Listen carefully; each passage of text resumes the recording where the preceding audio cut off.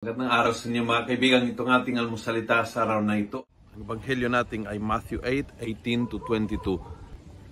Sabi ng ebanghelyo, when Jesus saw the crowd pressing around him, he gave orders to cross to the other side of the lake. Kapag masyado na pressure, tumawid.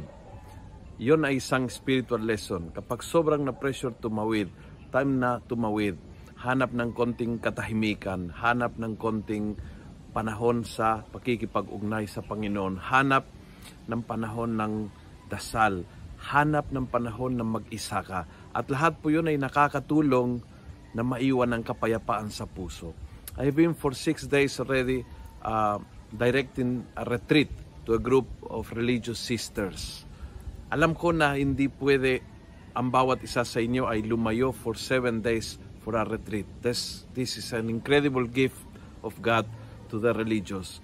But you can go for 20 minutes to your parish and sit down in silence. Kaya mo yang gawin. Pwede kang gumising ng half an hour earlier kaysa normal, and then at 5:30 in the morning, kasamang isang cup of coffee and the Bible, have a little moment para tumawid ka out of the pressure.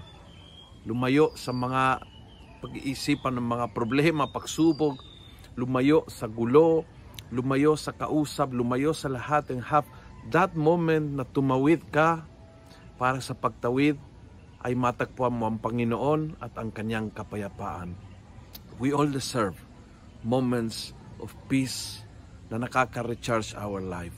Tulad ni Jesus, tawid na tayo. Sabi niya sa mga apostoles, they needed to come down to fill up the Spirit. Kailangan po nila panahon sa sarili, panahon ng katahimikan, at higit sa lahat, panahon sa Panginoon.